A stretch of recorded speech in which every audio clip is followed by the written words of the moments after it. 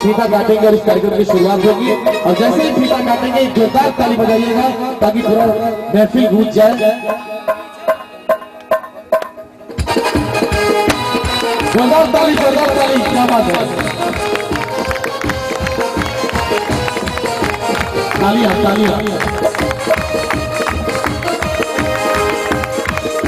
और इसका स्वागत करने के लिए हम मनोज कुमार सिंह भूतपूर्व प्रधान आपको मैं आमंत्रित करता हूं कि आप मुख्य अतिथि महोदय का स्वागत करें।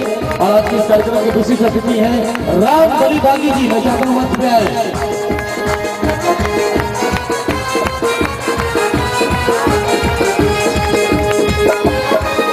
सम्मान दिया जा रहा है जो इन महान हस्तियों के बीच में उपस्थित हैं। और ये स्वागत देखिए हो रहा है माननीय मनोज कुमार सिंह भूतपूर्व प्रधान जी की तरफ से। और विशिष्ट अतिथि रामबली बागी जी जिनका स्वागत करेंगे सत्येंद्र कुमार सिंह कार्यक्रम। इनकी जितनी भी जो पैसे के मोहताज नहीं है हर कलाकारों के बीच और हिंदी प्रधान है जो स्वागत करता है देवेंद्र सिंह कड़ी में जाहिद खान। इनका स्वागत करेंगे हनुमान जी एसपी का जोरदार। और बादल जी का सम्मान करने के लिए मैं चंद्र प्रकाश जी को आवाज देता हूँ। चंद्र प्रकाश जी आए और माननीय है जो स्वागत करेंगे उनका नाम है गुड्डू सिंह। दोनों लोग का नाम एक है, एक आजाद है तो एक सिंह है। आजाद जी का स्वागत करेंगे सिंह साहिब। और आज भी का प्रयास जारी है कि हमको उस कलाकारों को सुरीले कलाकार हैं काफी एल्बम में काम किया मोहम्मद चैनल तक गए। संजय सवरिया जी का स्वागत जनाब।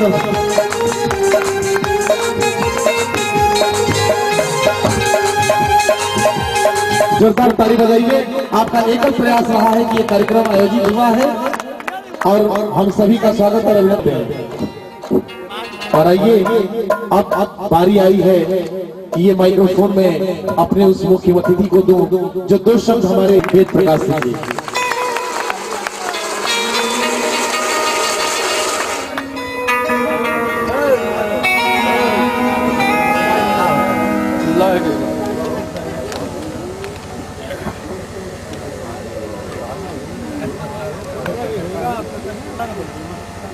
हाँ, आज इस गांव के बड़े बुजुर्गों को मैं प्रणाम करता हूँ। यहाँ बजरंगबली के मंदिर को प्रणाम करता हूँ। यहाँ के दीवारों को प्रणाम करता हूँ। माँ दुर्गा को प्रणाम करता हूँ। और एक ऐसे शख्स को प्रणाम करता हूँ जिसकी चाल में शराफत थी, बात में शराफत थी, सहूर में शराफत थी, जो कभी इस गांव के निर्विरोध प्रधान हुआ करते थे। ऐसे स्वर्गीय राजनारायण सिंह को भी मैं प्रणाम करता हूं।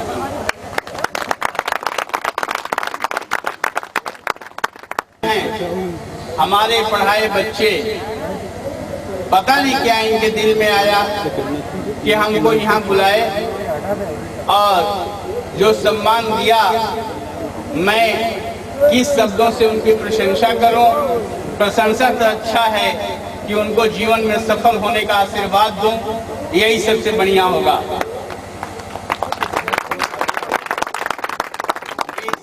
कार्यक्रम में रामबली बागी जी, सोनू चुलबुल जी, सुनील सावरिया जी, सत्येंद्र कुमार जी, रानी गुप्ता जी, ब्रजेश सिंह जी, दीपक दीवाना, पूजा भारती, रामचंद्र बाबा, इजलाल अली, कन्हैया निराला, अशोक, हरेंद्र हंगामा का सहयोग है। और शायद इन्हीं लोगों के बीच में मुकाबला भी होने वाला है जिसके निर्णायक जाहिद खान बलिया कमललाल।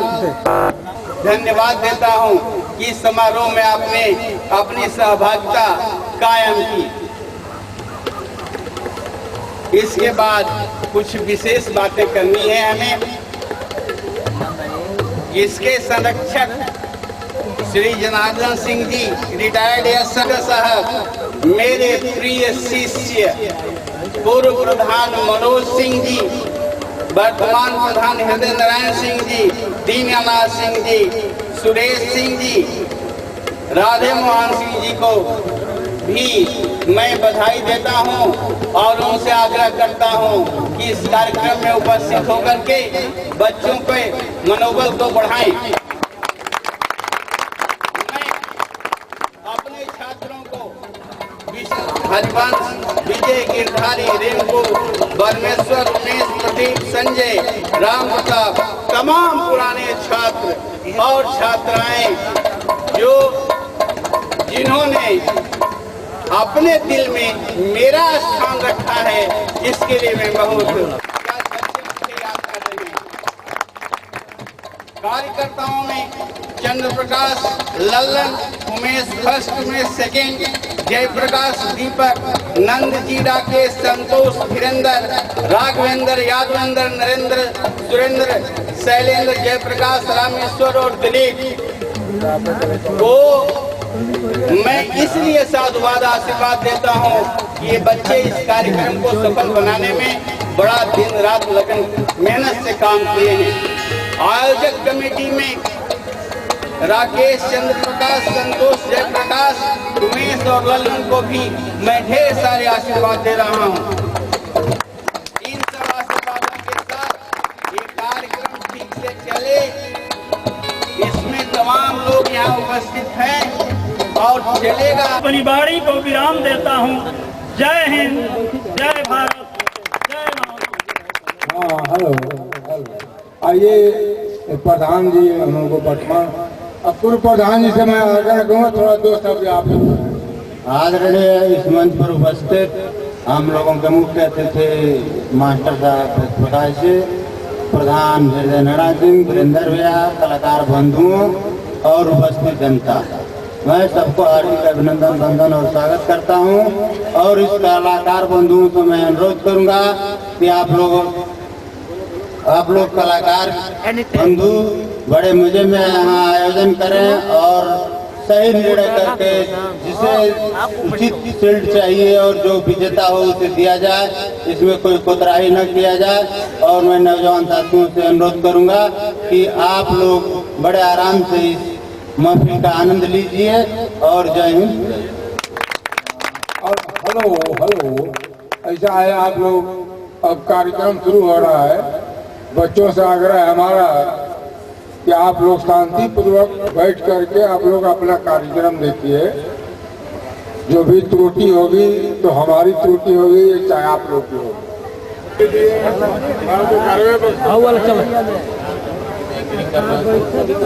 गायक भी हैं और साउंड के दुनिया में मैं ये समझता हूँ कि जमनिया की धरती पर कोई ऐसा साउंड का संयोजक नहीं है।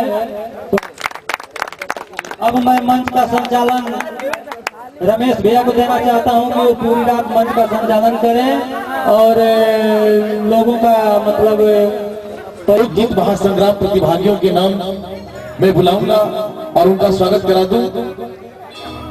आज इस कार्यक्रम के पहले ताली से उनका स्वागत करिए सोनू चुरगुला जी का।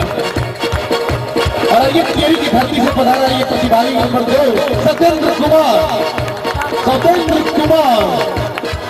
और ये गाजीपुर की धरती से पधारे हैं इस सुर संग्राम की सुरों की लड़ाई में प्रतिभागी नंबर 3 पर है गाजीपुर के रामचंद्र बाबा।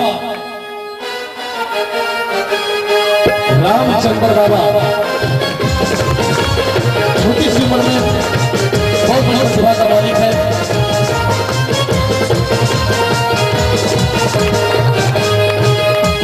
और हरिंदर हंगामा और 5वें नंबर पे भदौरा की धरती से पधारी। अभी तक तो मैं पुरुषों का परिचय करा रहा था, अब किसकी बारी हो सकती है? रवि गुप्ता। ये सब लोकल टैलेंट है, बीच के हैं जिनको आज प्रतिभा को अवसर देने का काम करेगा ये मंच। भैया की रला की मैं आपसे आग्रह करूंगा कि आप मंच तक दीवाना जी को भी जोरदार ताली बजाइए। इस अखाड़े के जबरदस्त पहलवान के रूप में उपस्थित है दीपक दीवाना जी, जो शुरू की लड़ाई लड़ेंगे आज की रात। आइए 90 नंबर पे मैं आवाज दूंगा राजपुरी सुनील तवरिया। आपका आशीर्वाद है, माँ का आशीर्वाद आपको मिले, क्योंकि एक कलाकार के लिए बसंत पंचमी बहुत मायने रखती है।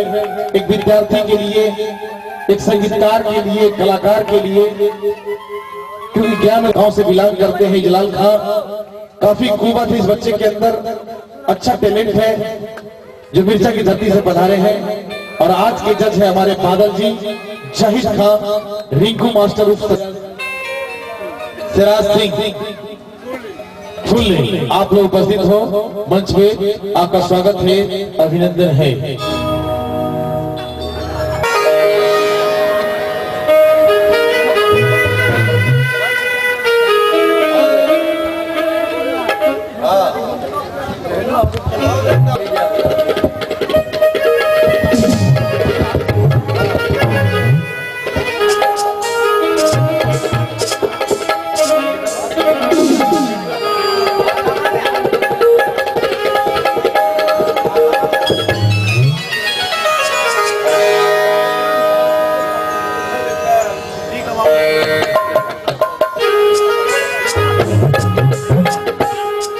आइए अब हमारा स्वागत का पर्व खत्म हो जाए और यही चाहते हैं आपको।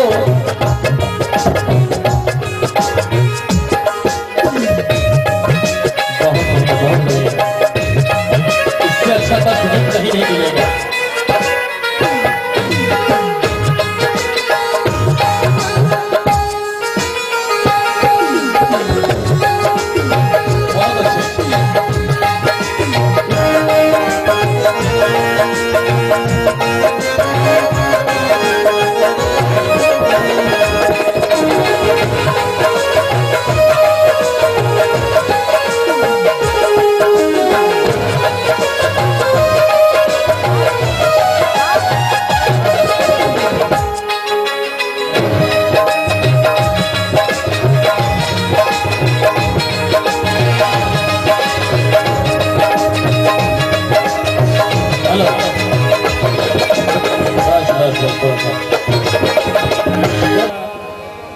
मतलब सहयोग जितना बच्चों ने किया और समस्त ग्रामवासियों ने जो सहयोग दिया, मैं यही कहना चाहूँगा कि आप लोग इस कार्यक्रम को जिस तरह से आयोजन करने में सहयोग दिए हैं, उसी तरह आप लोग रात भर इस कार्यक्रम को सुने और यहाँ पर रात भर डटे रहें, तभी मैं समझूंगा कि आप लोगों का पूरा सहयोग इस कार्यक्रम में है।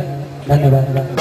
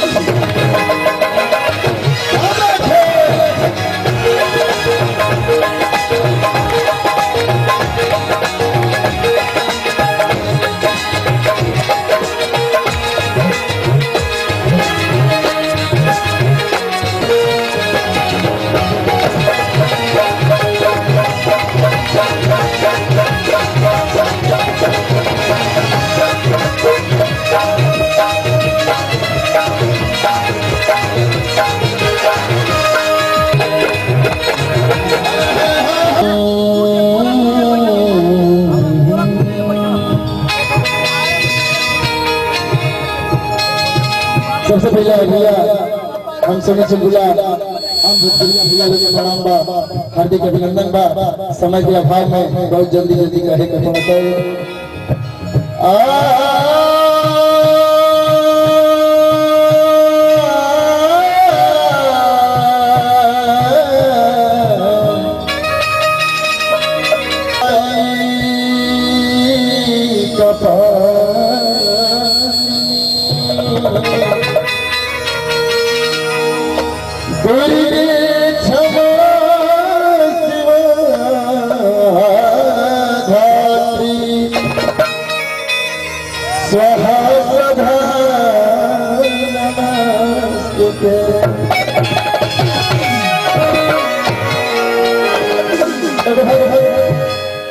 माई के कहा तरह की देखा माई के स्थान कहाँ पावल जला वही गीत के भाव में रहत क्या कहते रह भैया अरे जो हवा मंदिरवा माई के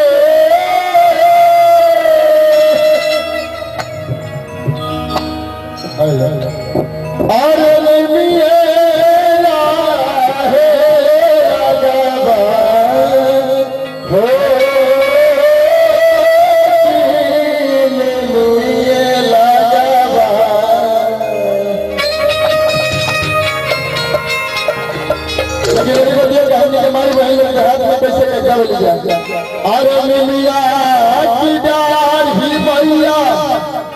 लेकिन एक बात बता दी गोतिया कब गई दस्ताली बाई के पूजैया करे जाली लोग नाम कपास पर गौरी भल ले तब कहे ले मिया की डार ही मैया अरे लागे झूलू हरा की झूली रे झूली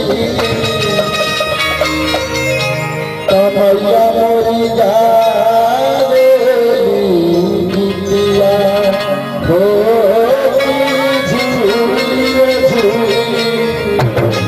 हमने तो कैसे बोल लगे भैया अरे जहां मंदिरवा माई के अरे मिलेला है लगवा हो लगवा हो लगवा जमोरा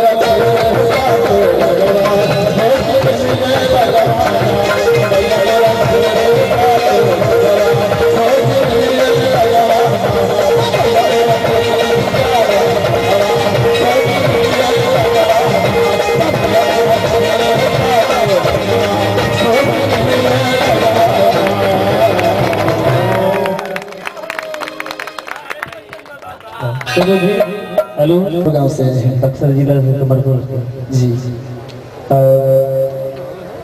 कोशिश काफी अच्छी रही जबकि सारे पार्टिसिपेंट को जितने प्रतिभागी एक चीज बता देना चाहते हैं जी कि एक मुखड़ा और एक अंतरा जब भी कंपटीशन की कोई रूल होती है जब शुरुआत होती है तो उसमें कोई कमेंट्स नहीं कोई बात नहीं सिर्फ आप अपना परिचय दीजिए आकर और गाना गाना शुरू कर दीजिए ठीक है कहीं से भी जैसे म्यूजिक छूटता है बीच में अंतरा घुसता है तो वहां भी कोई कमेंट्स नहीं होनी चाहिए ठीक ना ये पहली शुरुआत थी इसलिए पहली गलती है आपकी माफ की जा रही है अच्छा लेकिन सारे प्रतिभागी के लिए संदेश है सभी लोग इस बात पर ध्यान देंगे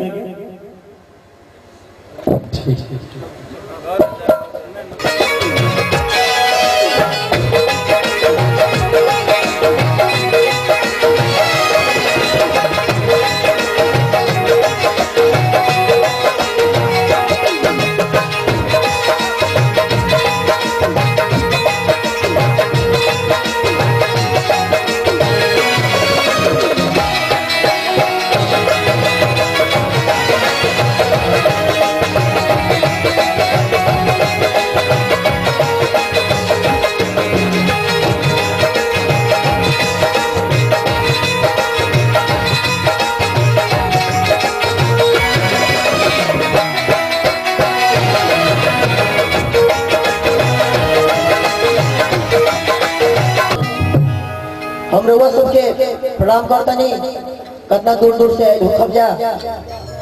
हम सत्येंद्र कुमार गुप्ता ग्राम पोस्ट तियरी जिला गाजीपुर उत्तर प्रदेश से आए बनी।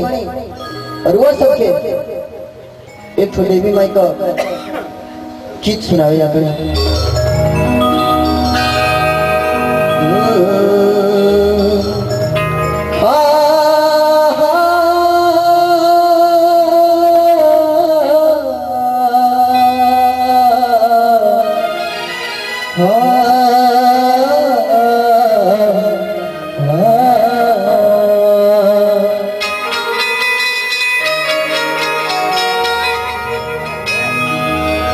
एगो भगवा रउआ सबके नियत सभा लगला इसे आज हम रउआ भी माने होता भाभी पानी हो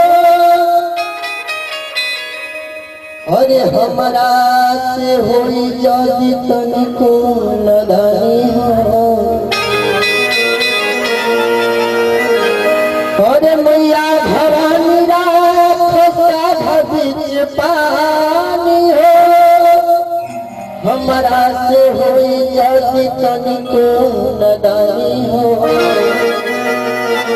केहू हमारे नहीं दुनिया में माई हो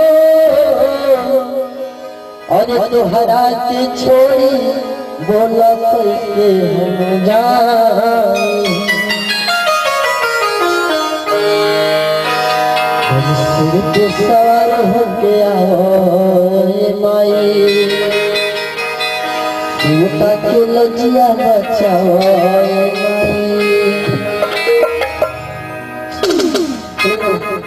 सिर पे सवार हो गया माई सीता के लजिया बचाओ सिर पे सवार हो गया माई सीता के लजिया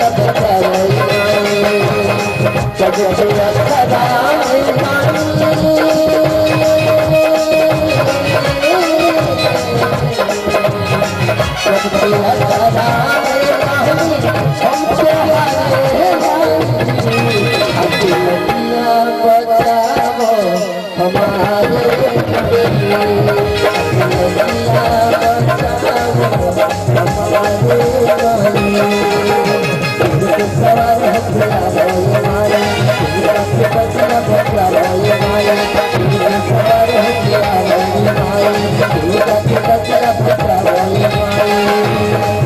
जग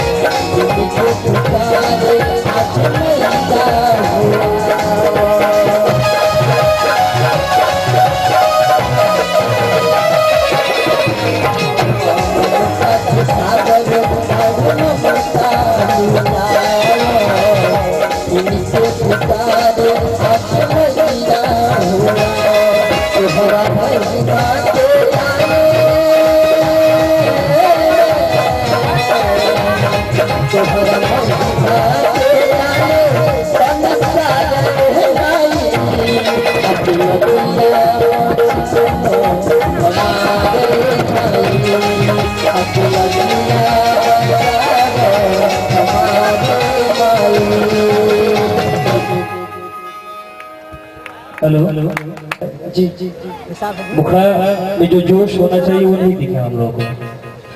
प्रयास काफी अच्छा रहा, कोशिश। ये उभरता हुआ कलाकार आपके बीच में आ रहा है और सारे कंटेस्टेंट को मैं ये बता देना चाहता हूँ कि समय का ध्यान रखो। मैं आपका फुल परिचय यहाँ पे दे रहा हूँ। ज्यादा का कुछ कहिए भैया। आप सबसे पहले एक स्वर में आपके प्रणाम नमस्कार आशीर्वाद की प्रतीक्षा। वही सुनिए।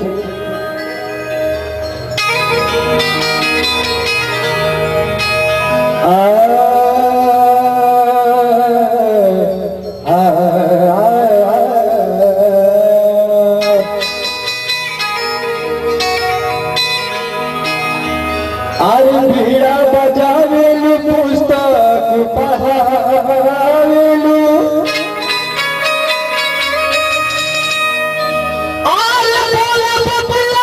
सिखावेलू मैया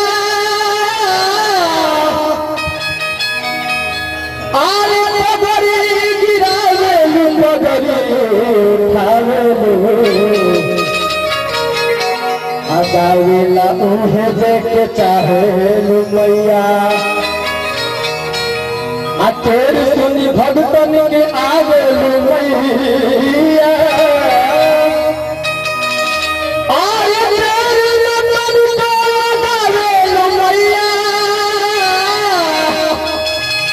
अरे कविता गा के जब करावेलू मैया।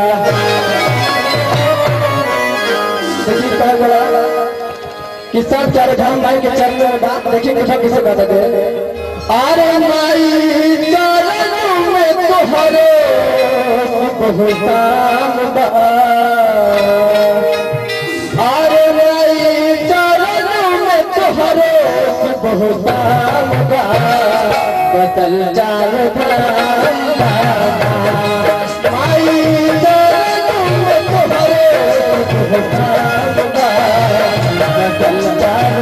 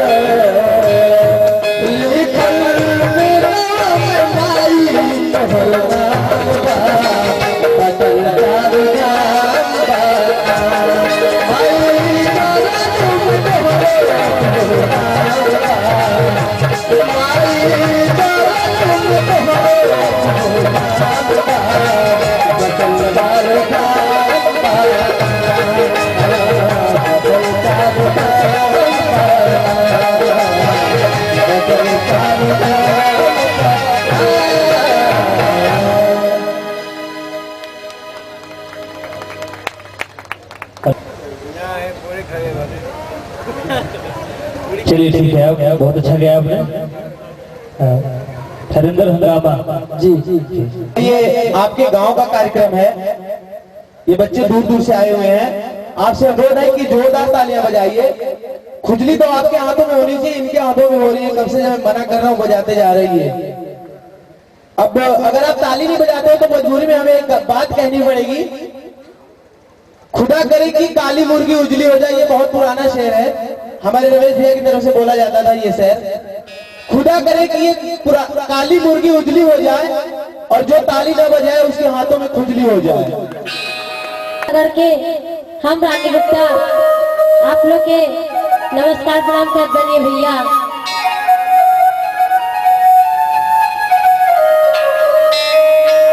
देखिए जा नवरात्र के दिन बाद आइए औरत अपना पति से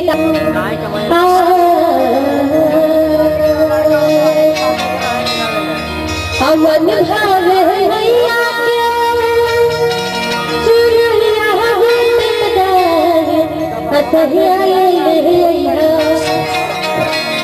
कैसे लगे रे अमन भावे भैया के चुनरिया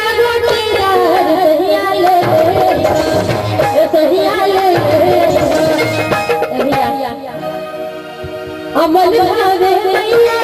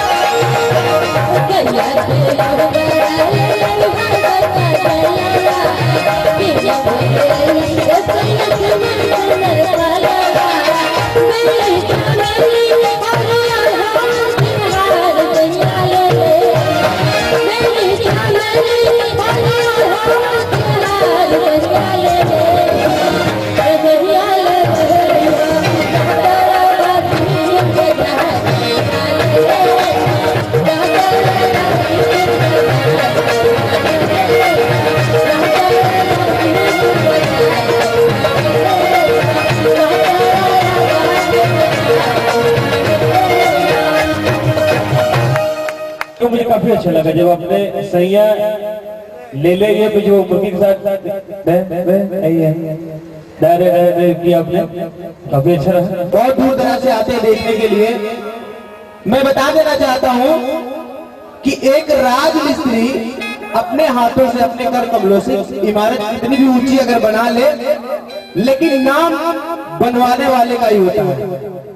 वैसे मैं रानी गुप्ता के लिए कहना चाहता हूँ कि आप और आपके दूर सिखाने वाले दोनों ही काबिले तारीफ। आइए मैं अपने अगले प्रतिभागी को आवाज देता हूं जो कि जमानिया की धरती से चल कर आए हुए हैं। उनका नाम है अशोक।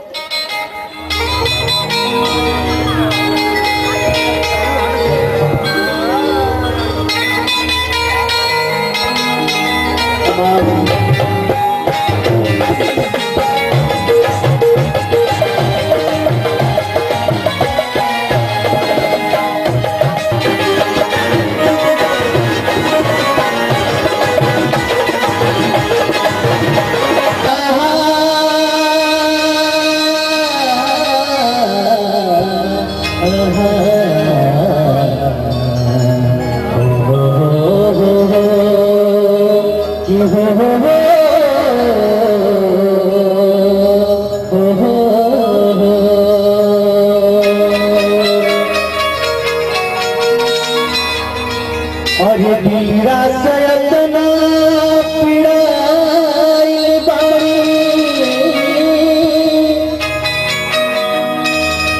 कि हमके सदावन गइल बा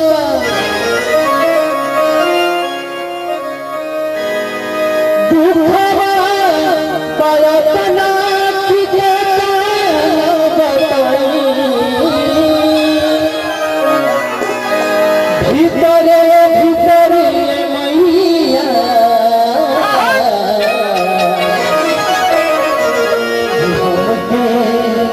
रवा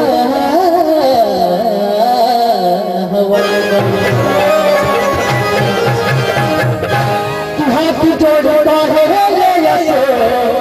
माई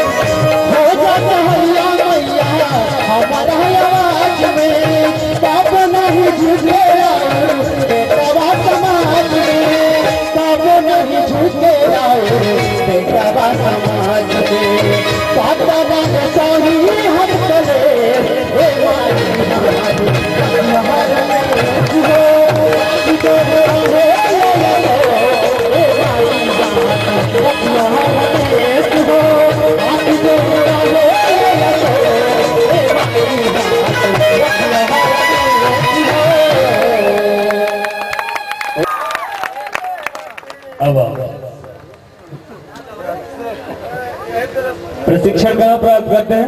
गुरु जी सामने बैठे बड़े गुरु जी सामने बैठे गुलाम उतने दूर जो है तो मैं अब इधर हाथ हिला रहा हूँ, सबको गले मिल गया और सारे नियमों का पालन करते हुए आपने बड़ी अच्छी तरीके से प्रस्तुति अपनी की। और ऐसे ही मेहनत करते रहे। यकीनन कंपटीशन को कंपटीशन मान के नहीं चलना है। जिस दिन आप संगीत को श्रद्धा मानकर उसकी खुदा करे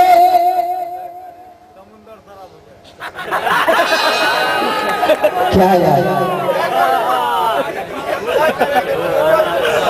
एकदम गुलाब घुमा दे भैया। चलो मैं कहता नहीं हूँ, अगले राउंड में कह दूंगा, इसलिए कि आप लोगों को हंसाने के लिए बस मैं इतना ही कहना था, खुदा करे बस करते रहे। आइए मैं अगले प्रतिभागी को आवाज देता हूँ जो कि चित्रकोनी के ऐसे शख्स इस मंच पे आए हुए हैं। मैं बता दूं आपको, बहुत ही धुरंधर कलाकार चित्रकोनी की धरती से। इनके लिए एक बार जोरदार तालियां बजा दीजिए। कन्हैया निराला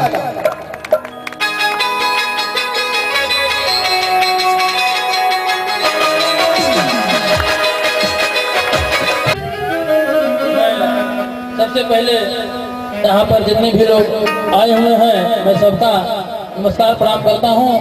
मैं कन्हैया निराला चित्रकोनी से आप लोगों के सामने टूटी फूटी बात में उपस्थित हूँ। आइए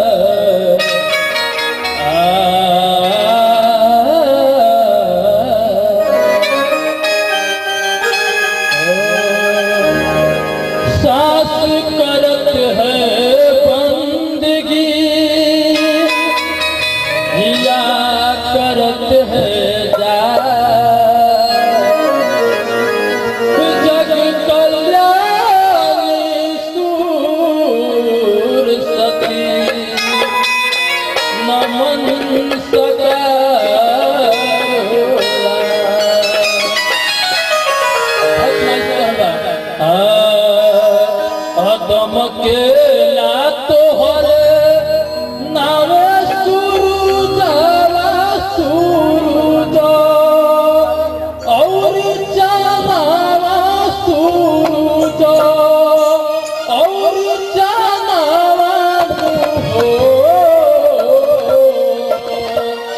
चमकेला तोहर नावे सूरज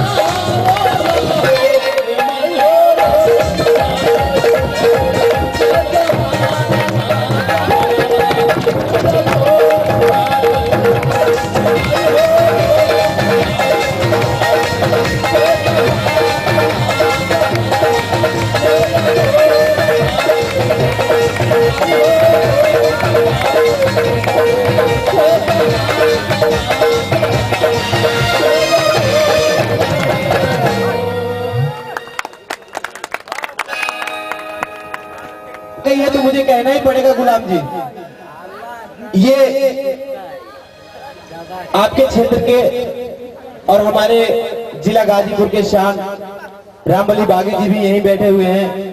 ये जो अभी गा के गए कन्हैया जी, ये इन्हीं के शिष्य है। तो मैं कहना चाहता हूँ इन दोनों लोगों के लिए ऐसी खुजली आप लोग करते रहोगे, रानी गुप्ता, अशोक जी और ये कन्हैया जी जैसे लोगों को आप यहाँ लाते रहोगे, तो मुझे कहना पड़ेगा कि पल भर भी तुझे चैन आए ना खुदा करे, धोखा तू भी किसी के प्यार में खाए खुदा करे, कि मेरी खुशी को लूट कर हंसता रहा है तू, और तू भी कभी अश्क बहाए खुदा करे, कि आशिक को खत लिखे तू कबूतर के पंख पर, और उस खत का जवाब आए ना खुदा करे, कि मैं जो कुछ भी कह गया जुनून में वो सब गलत है, तुझ पे कभी आँच आए ना खुदा करे, आँच आए।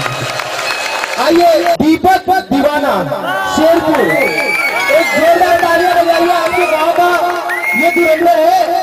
भोजपुरिया श्रोता लोग के हाथ जोड़ के विनती प्रार्थना करता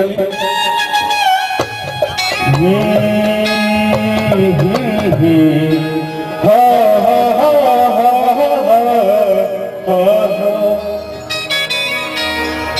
हाथ में दिया मुकुट पे तो बेला औरी धरा के बतावे लुमैया अगर बेटा से कोनो गलती हो जात हो एक बेड़ा पारी पूरी लगावे लुमैया खबर चुनरिया चढ़ावे दे मैया के पर माई करे चमत्कार हो राम बलि महिमा निराली दुर्गा काली के मैया हो अच्छे करा के पूजे आज सारा संसारी हो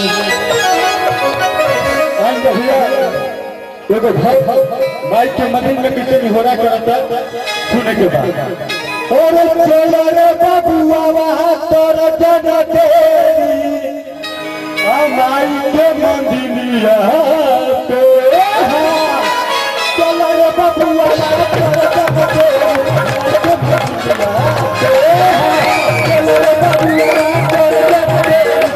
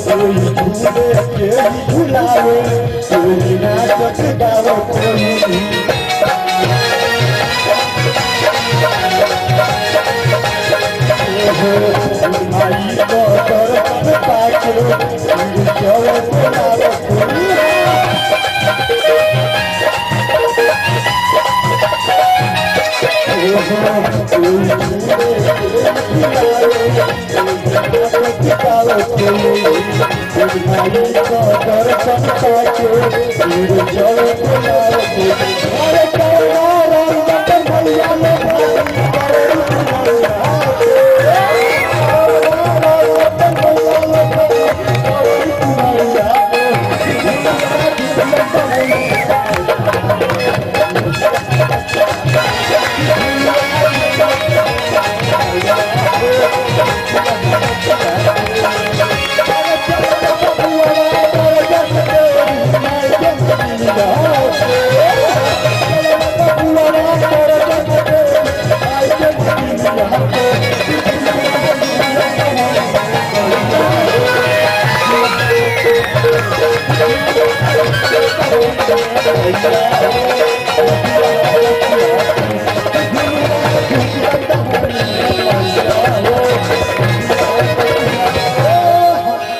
झूला झूलन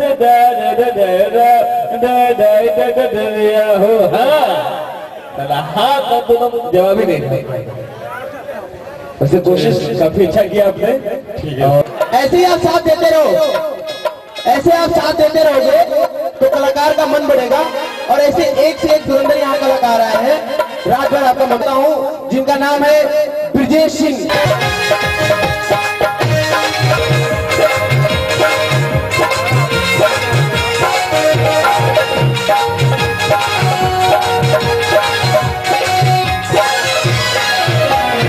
ग्राम पोस्ट छठुआ, थाना राजपुर, जिला बक्सर, बिहार से रोशन के समक्ष दिल में आ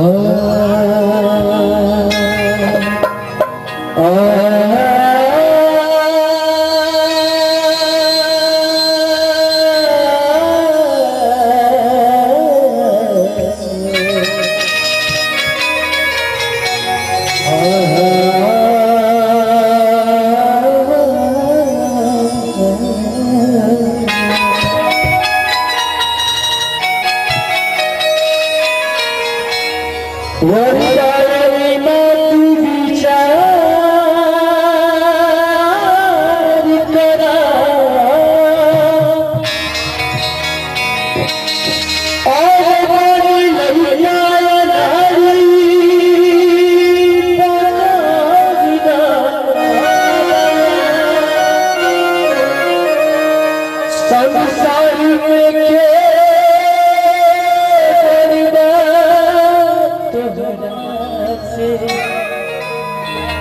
सब कष्ट मिटा के बदल काया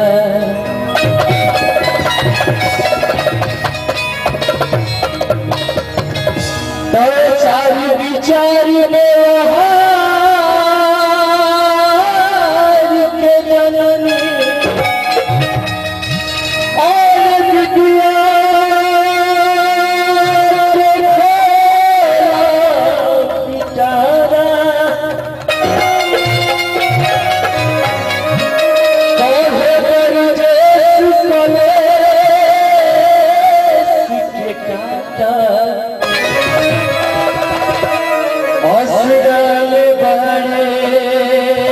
कमल रस विचार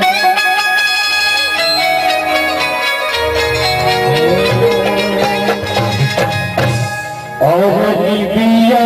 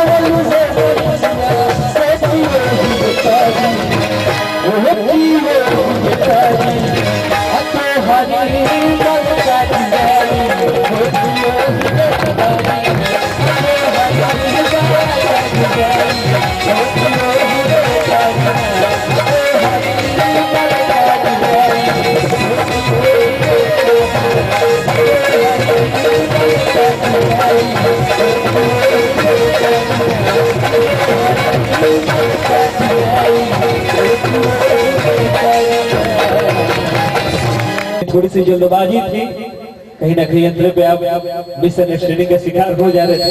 प्रयास काफी अच्छा रहा और जोश के साथ में होश को भी गायकी की तरह रखना बहुत जरूरी है। आइंदा से इस बात का ध्यान रखेंगे। धन्यवाद।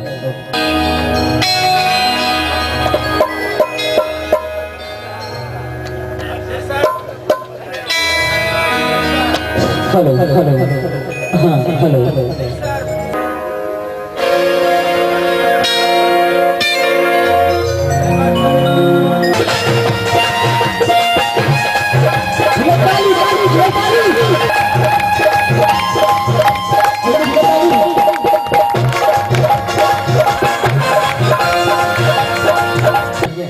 ग्रामपुर को चकुटी चलती रहा सब यहाँ ही बनी आइए आप लोग के बीच में एक गीत में अपनी गान गलती हुई है हम क्षमा चाहते हैं।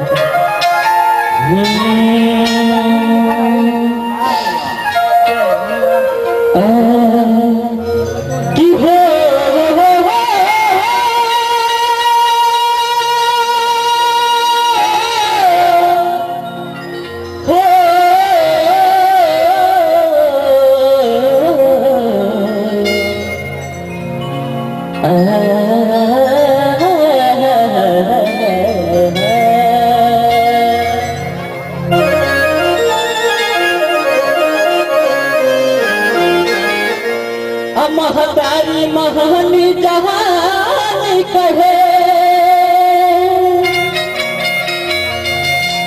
महतारी बिना दुख के हरवैया सीधा से कबीर रखे अलग गए कालिदास कन्हैया जब डाली के झूलवा झूलू अनिमिया डाढ़ माई जब डाली के झूलवा झूलू अनिमिया डाढ़ झूलवा झूलू अनिमिया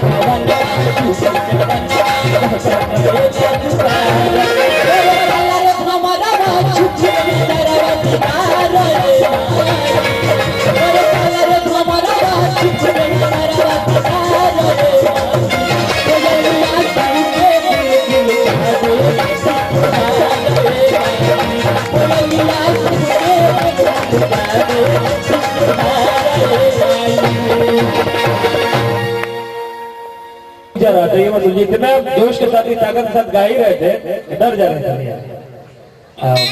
कोशिश काफी अच्छा है, आप ऐसे ही लगे रहिए। इजलाल खान जल्दी से आओ भाई।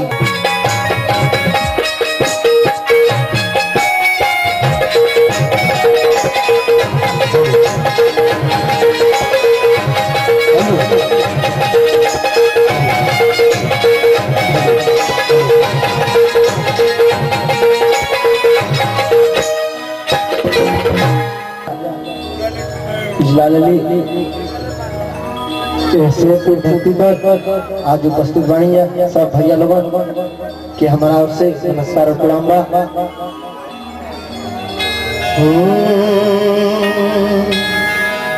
आहा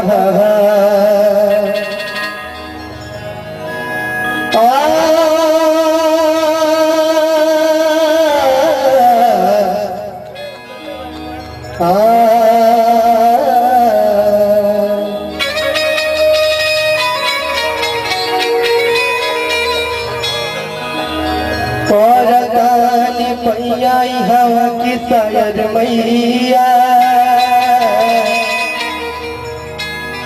दिलदार नगर गाजीपुर के पकड़ी के अबुरी दिखा डहरिया जानी नहीं तन को सहूर के जाना नहीं तन को सहूर के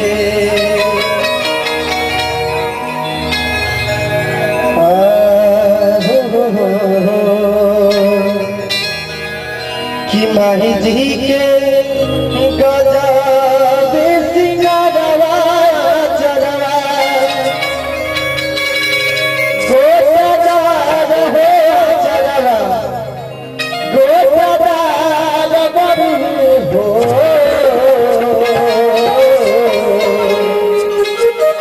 कि माही जी के गजब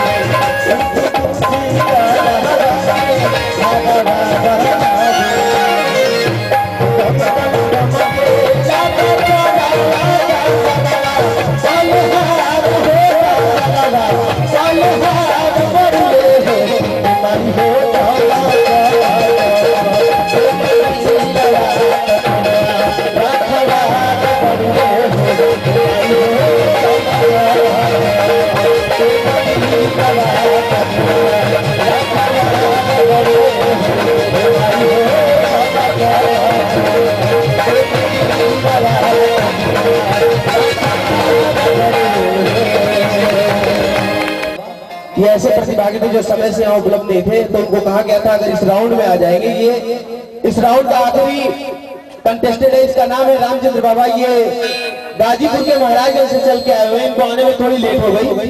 तो रामचंद्र बाबा, अगर आप नियम जानते नहीं तो मैं आपको बता दूं कि आपके पास एक अंतरा और एक मुखड़ा गाने का समय है, आप जल्दी आओ। प्रणाम नमस्कार बा, और हम रामचंद्र बाबा आप लोग के झुक के प्रणाम नमस्कार करतनी।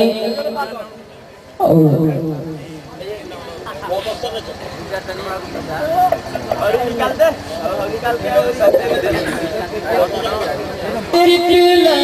माई के मंदिर में और भीड़ लगल भारी,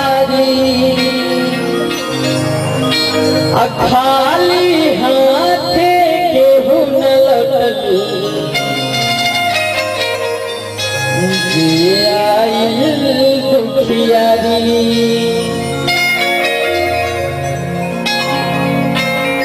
और सबका के अनधन जवन मन पार दिहा,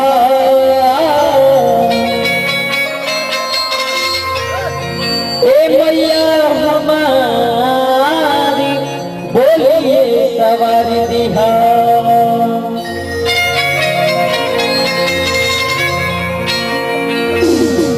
एगो भक्त माता रानी से कहता, और ताकत ताकत आँख दुखाइल तब ना अइलू,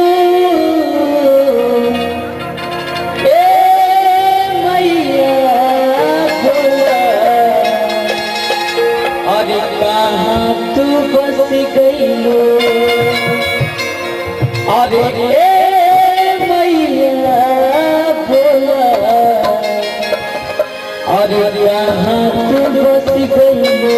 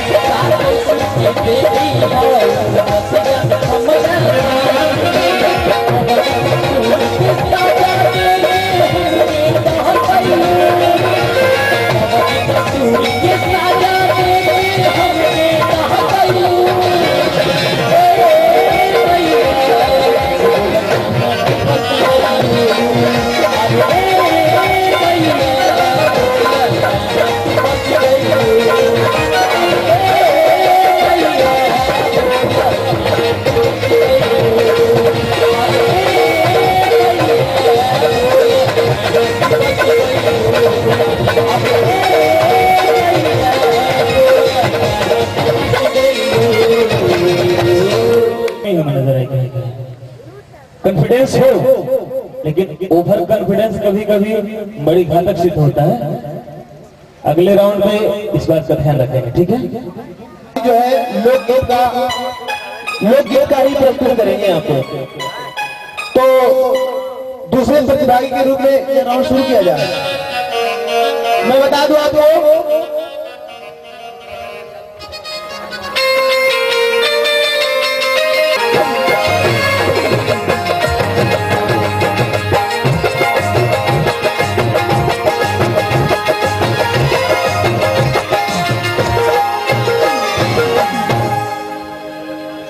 आइए, आपके इंतजार की घड़ियां खत्म हुई और मैं सोनू चुलबुला उखाड़ के फेंक दो।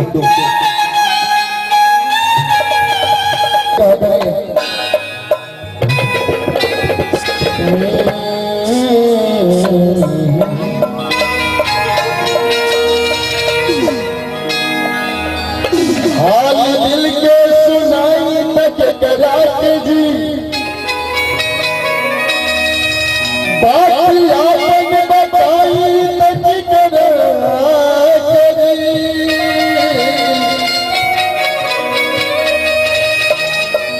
उम्र के हाल नदानत रहा, मगर फीस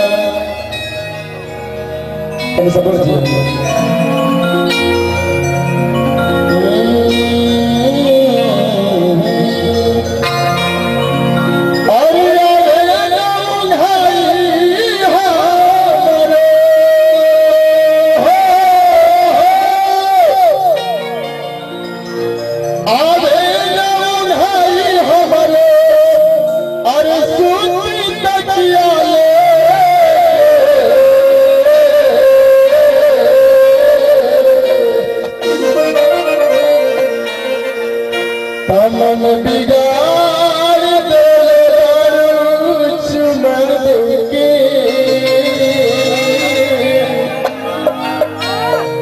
जब से कोई तबले सपना हो गई। अरे अरे हमारे, अरे हमारे सूफी तकिया ले, मन बिगाड़ दे चुमर के, मन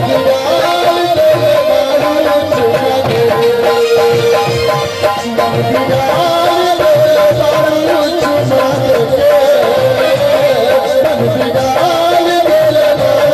चुमा दे,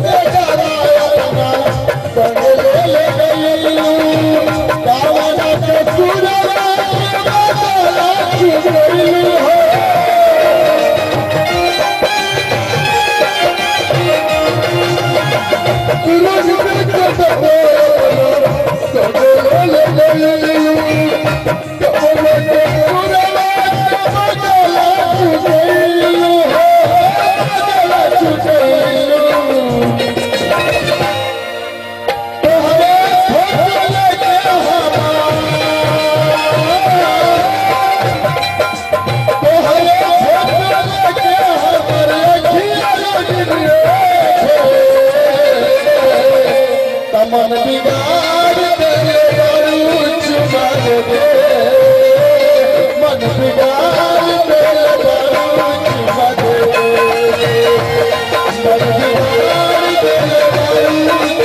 दे, मन बिगाड़ दे चुमा दे, मन बिगाड़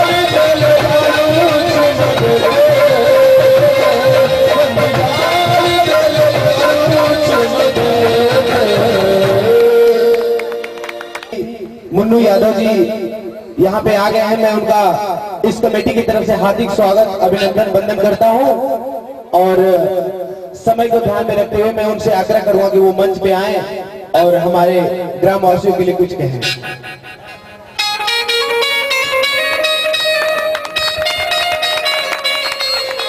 और स्वागत का प्रक्रिया भी यहीं पे पूरी कर दिया जाए। मैं नाम लेना चाहता हूं कि कमेटी के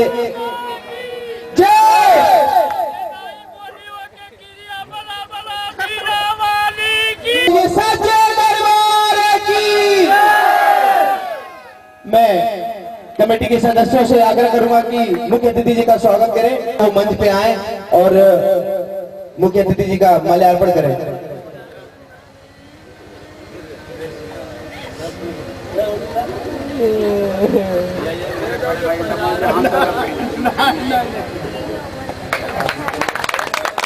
वीरेंद्र सिंह जी, नंदलाल सिंह जी, आप दोनों लोगों को से अनुरोध है कि आप आए मंच पे और मुख्य अतिथि जी का माल्यार्पण कीजिए। इधर से आइए, अब इधर से आइए, इधर से आइए। राउंड कर ले क्या? वीरेंद्र सिंह, राधे श्याम सिंह जी, आप अगर मेरी आवाज को सुन रहे हैं तो आप भी आए।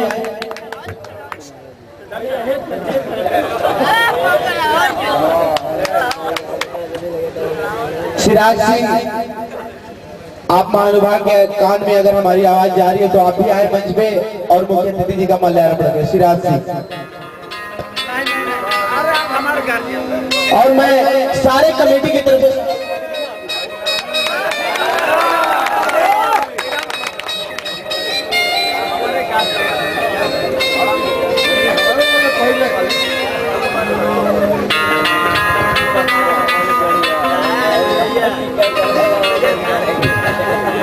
अब मैं खुद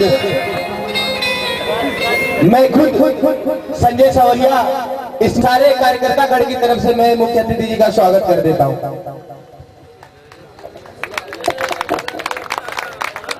मैं मन्नू भैया से आग्रह करूंगा कि 2 शब्द कहें और उसके बाद मैं संजय सावरिया जी जो कि एक बेहतरीन कलाकार और भोजपुरी के गायक हैं, मैं उनसे यह भी आग्रह करूंगा कि मुख्य अतिथि के स्वागत में एक गीत भी गाएंगे संजय सावरिया जी। और पहले मन्नू जी अपनी बातों पर। धन्यवाद भैया। सबसे पहले मैं लेट गया, इसके लिए क्षमा चाहता हूं। आज सरस्वती पूजन समारोह न्यू बजरंग दल शेरपुर गाजीपुर के तत्वाधान में आज सरस्वती पूजा के उपलक्ष्य में सांस्कृतिक प्रोग्राम है। इस आयोजन में मेरे साथ चल के आए पूर्व जिला पंचायत सम्मानित श्री समीर सिंह जी, उदय प्रताप सिंह जी, जमानिया विधानसभा के उपाध्यक्ष रमेश कुशवाहा जी, इस गांव के पूर्व प्रधान हम लोग के बड़े भाई सम्मानित श्री मनोज यादव जी, चाचा थे, एलाउंसर भैया थे, क्योंकि थोड़ा मोड़ा नाम भूल जा रहा हूं इसलिए क्षमा करिएगा। एक ऐसे भी शख्स बैठे हैं जिनका नाम न लूं तो बेईमानी होगी, इनके बारे में जितनी भी तारीफ करूं कम ही है। सम्मानित हम लोग के गार्जियन पार्टी के वरिष्ठ नेता, इंटर कॉलेज के लेक्चरर हैं, घूम घूम के सरस्वती जो शिक्षा का ये है, खुद बच्चों को शिक्षित करने का काम करते हैं। आपके बारे में एक ही बात कहना चाहूंगा, सम्मानित श्री ब्रज प्रकाश सिंह जी गोहदा के रहने वाले हैं, हम लोग के गार्जियन हैं, अच्छी बात मंच से बताए भी हैं। आपके बारे में एक बात जरूर कहना चाहूंगा, मैं अपने आप को गौरवान्वित महसूस कर रहा हूं। जब भी हम लोग संकट में होते हैं, कभी कोई चीज समझ में नहीं आती है, तो सम्मानित हम लोग के गार्जियन श्री वेद प्रकाश सिंह जी हम लोग को बताने का काम करते हैं। और मैं अब निश्चित तौर पे आज अपने आप को गौरवान्वित महसूस कर रहा हूं कि आपके सामने मैं 2 शब्द बोल रहा हूं। आपके बारे में 2 शब्द जरूर कहना चाहूंगा। कुछ लोग जीते जी मरे हुए हैं और आदरणीय वेद प्रकाश सिंह जी जैसे लोग मरने के बाद भी जिंदा याद किए जाएंगे। सम्मानित श्री वेद प्रकाश सिंह जी, सबसे पहले मैं इस ग्राम सभा फुल्ली के जितने जिम्मेवार साथी हैं, आयोजन समिति हैं, सामने बैठे छोटे जितने बड़े भाई हैं, इस मंच से इस बात के लिए क्षमा चाहता हूं कि आपके इस प्रोग्राम में पूर्व मंत्री एवं वर्तमान प्रदेश महासचिव जमानिया के समाजवादी पार्टी के प्रत्याशी श्री ओम प्रकाश सिंह जी आपके बीच आने वाले थे, लेकिन लाख कोशिशों के बावजूद चुनाव आयोग की बंदिशों की वजह से आप तक उपस्थित न हो सके। लिहाजा मैं आपसे क्षमा चाहता हूं, इस उम्मीद के साथ कि आप मुझे क्षमा करेंगे और आपको विश्वास दिलाता हूं कि उनका दूत बन के आया हूं और आप खुल्ली के लोगों, शेरपुर के लोगों, मनोज भैया, आयोजन समिति जितने चाचा लोग हैं, आपको यकीन दिलाता हूं कि आपका जो भी दिशा निर्देश होगा अपने नेता तक पहुंचाकर आपकी समस्या का समाधान कराने की कोशिश जरूर करूंगा। क्योंकि सवाल देने लेने का नहीं, अभी तो हम लोग खुद भिखारी हैं भैया, आप भी भिखारी, तो एक भिखारी एक दूसरे भिखारी को दे भी का सकता है, लेकिन ईमान से कह रहा हूं सरस्वती जी का मंच है, आपका एक जोरदार वकील बनूंगा, अब मंच तक आपकी पैरवी जोरदार तरीके से करूंगा और समस्या का समाधान कराने की बात जरूर करूंगा। क्योंकि मैं प्रतिनिधि हूं, मेरी बात एक बात जरूर कहूंगा कि भाषण देने को तो बहुत जगह हम लोग को बहुत मंच पे मिलता है, लेकिन बहुत कम अवसर आते हैं कि मां सरस्वती के मंच से शिक्षा से संबंध होता है सरस्वती जी का। मैं मां सरस्वती से कामना करूंगा, विनती करूंगा कि हे मां सरस्वती, ग्राम सभा फुल्ली और शेरपुर के लोगों को आप इतने शिक्षित कर दो कि हर घर में एक डॉक्टर और इंजीनियर पैदा हो जाए। इससे अधिक और क्या कह सकता हूं। मां सरस्वती से ये भी विनती करूंगा कि आप इस गांव सभा के लोगों को इतनी शिक्षित कर दीजिए कि एक परीक्षा आपके सामने आने वाली है। एक परीक्षा 11 फरवरी को भी आपको एक पेपर मिलेगा और इस 11 फरवरी के पेपर में इतने शानदार तरीके से सही का विजय हो। मां सरस्वती आपको इतना ज्ञान जरूर दी है, इससे अधिक क्या कह सकता हूं। क्योंकि भोजपुरी मंच है, भोजपुरी जुबान के लोग हैं, तो दो शब्द ये बताना नहीं भूलना चाहूंगा कि पूरे उत्तरवान के लिए अगर किसी ने लड़ा है तो उस शख्स का नाम है माननीय मुलायम सिंह यादव। छोटा छोटा उदाहरण आपके सामने 2-3 पेश करना चाहता हूं। बगल के मेरा भाई मोहन राठौर है, पता कर लेना कलाकार बंधुओं, मेरा भाई सही कहते हैं। और वेद प्रकाश चचा कहते हैं कि मनो अभाव में इंसान का स्वभाव बदल जाता है। अभाव में आदमी डाकू भी बनता है और डॉक्टर भी बनता है, लेकिन अभाव में रहते हुए मोहन राठौर डाकू नहीं बल्कि एक देश का अच्छा कलाकार बनने का काम किया है। और उस आगे बढ़ने में जितनी भी हो सकी है हम लोग मदद करने का काम किए हैं। उपहास नहीं उड़ा रहा हूं, लेकिन ये बातें इसलिए बता रहा हूं कि हम लोग समाजवादी विचारधारा के लोग हैं। कलाकार बंधुओं, मोहन राठौर को मैसेज कराने से लगाई, उनके आगे बढ़ने में जितनी भी हम लोग की भूमिका रही है, कंधे से कंधा मिलाकर सहयोग देने का हम लोग काम किए हैं। मुलायम सिंह जी जब सरकार बनी थी तो उसी मनोज तिवारी को माननीय श्री ओम प्रकाश जी ने जस भारती और 5 लाख रुपया भी दिलवाने का किसी ने काम किया और किसी ने देने का काम किया, तो उस शख्स का नाम है माननीय मुलायम सिंह यादव। उससे थोड़ा सा ऊपर जाओगे करके बंबई की सड़कों पे और किसी ने आपकी भोजपुरी जुबान की मान सम्मान करने की रक्षा की, तो उस शख्स का नाम है माननीय ओम प्रकाश जी और माननीय मुलायम सिंह यादव। चूंकि वक्त कम है, सारे लोग गांठा दे दो कि 11 फरवरी के दिन फेल न हो, उस दिन इतनी शानदार तरीके से पर्चा हल करें कि विरोधियों का खात्मा हो जाए। जय हिंद, जय समाजवाद, जय फुल्ली, जय शेरपुर। धन्यवाद। इश्क में लुट गया वो खजाना हूँ,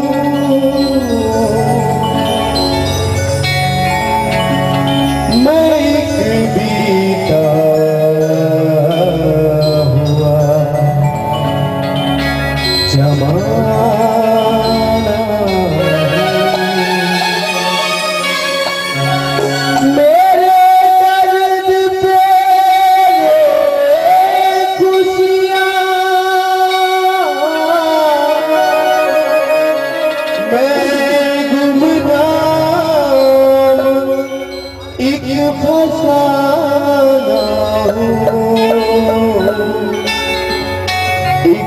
फसाना हो।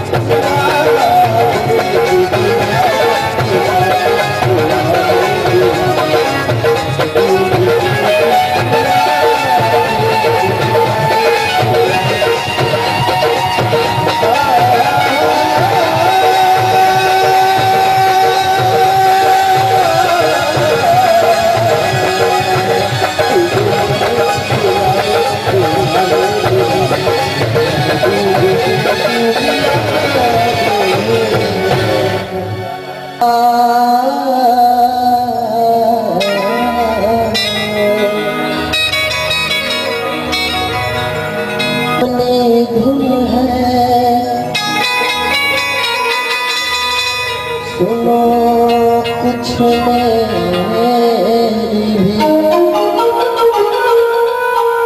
आप अगर बड़े हैं तो छोटे को भी माने।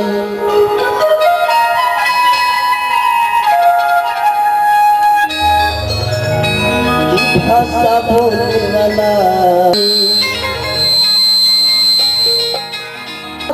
वाला भोजपुरी